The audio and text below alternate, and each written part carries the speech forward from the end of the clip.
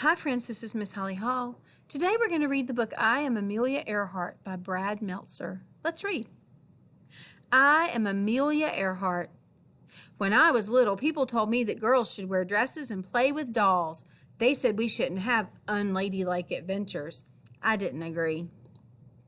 In fact, when I was 7 years old, my sister and I decided to build our own roller coaster in our backyard. We placed 2 planks of wood up against the side of our tool shed.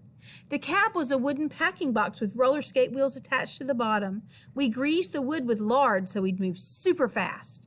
Grandma's not going to like this. Amelia, are you sure this is a good idea? This isn't a good idea. It's the best idea. Of course, I got to ride first. This was my moment. Here we go in 3, 2. I still remember the wind in my face. My stomach seemed to sink. I was flying.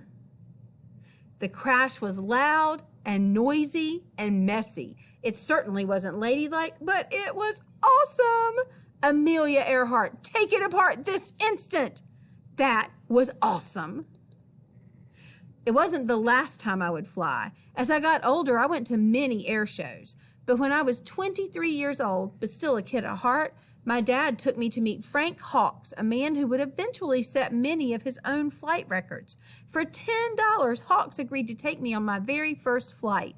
You ready? I'm ready. For 10 minutes, we flew through the sky and out over the Pacific Ocean. By the time I was 200 or 300 feet off the ground, I knew one thing. I had to fly. To save for my flying lessons, I worked as a truck driver, which wasn't ladylike either. Move it, Mac. A stenographer, which is a fancy schmancy word for someone who writes down what people say. Blah, blah, blah, blah, blah, blah, blah, blah, blah, blah, blah. And even a photographer. Say snook.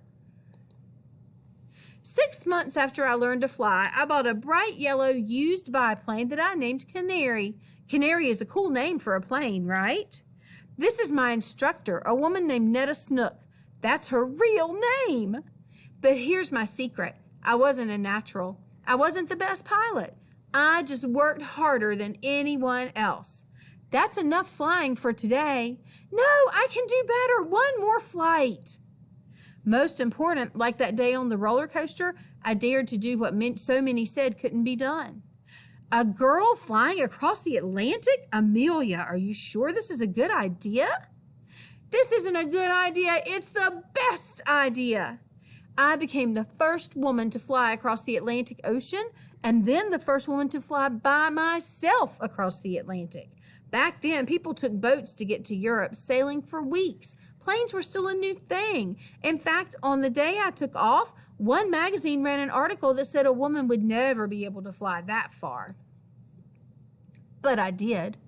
To do it, I had to fly for 14 hours and 56 minutes with no rest, no break. Sometimes the sun was so blinding I could barely see where I was going. In the process, I also broke the record for crossing the ocean in the shortest time, doing it faster than any man or woman ever. This is awesome! In October 1922, I broke the women's altitude record by rising to 14,000 feet. And in July 1930, I set a speed record of over 181 miles per hour. Then I broke an altitude record, which is just a fancy schmancy way of saying I went higher than anyone else. How high did I go? About 12 Empire State Buildings straight up at a time when no woman had ever gone that high. In my life, I took many flights. Every single time there was someone who said that I wouldn't be able to do it. Never let anyone stop you. Whatever your dream is, chase it. Work hard for it. You will find it. It is the best lesson I can give you.